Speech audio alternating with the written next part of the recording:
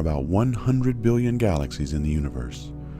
For roughly 13 billion years, they've swarmed around each other, colliding and merging, undergoing rapid star formation and suffering periods of drought, where no new stars are born.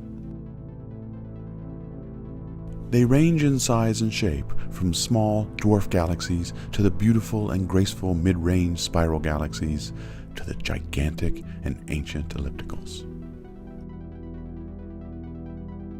The smallest, the dwarf galaxies, can be as small as 200 light-years across and not much more massive than a star cluster.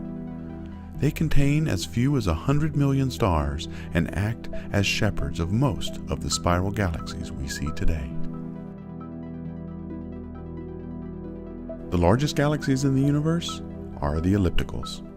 They are featureless collections of very old stars that range in shape from nearly spherical to highly flat and contain as many as 1 trillion stars. So an intriguing question to ask is, of all these giant galaxies in the universe, which one is the largest? What is the largest galaxy we've ever seen? The answer is this one. Known as IC 1101, this galaxy is located 1 billion light-years away in the constellation Serpens. This is the largest galaxy in the known universe. It is enormous. It has a diameter of 6 million light-years and a mass of over 100 trillion stars, with most of that mass in the form of elusive dark matter. IC 1101 is more than 50 times the size of our Milky Way galaxy and 2,000 times as massive. If it were put in place of our galaxy, it would swallow up the Large Magellanic Cloud, Small Magellanic Cloud, the Andromeda Galaxy, and the Triangulum Galaxy.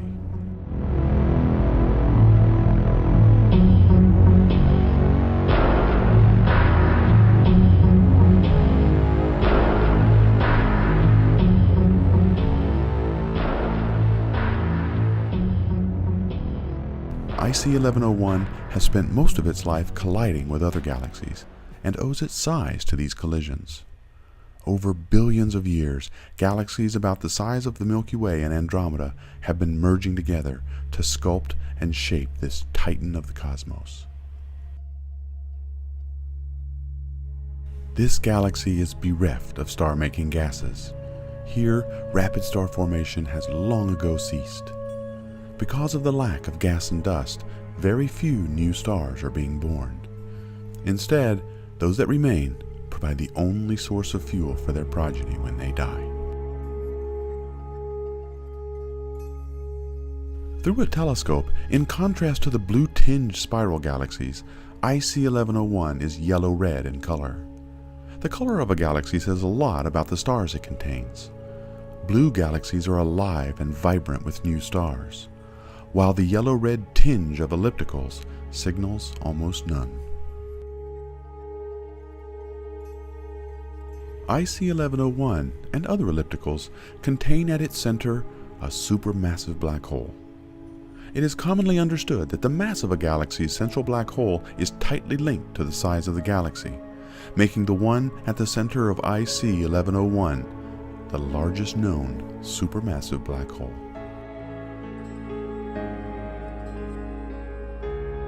This galaxy is dying a slow death.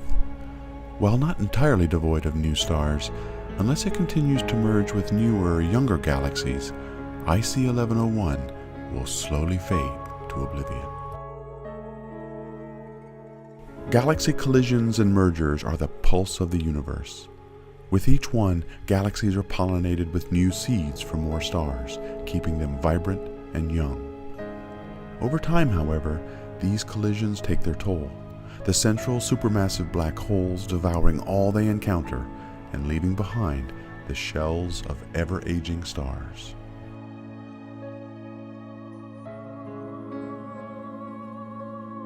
If some theories prevail, then our universe may be about 2 billion years away from the halfway point in its life. As our Milky Way galaxy participates in this great cosmic dance and collides and merges, morphing from spiral to elliptical and ultimately sharing the fate of IC 1101, it will preside as a venerable statesman over the Great Rip, the untimely death of our universe.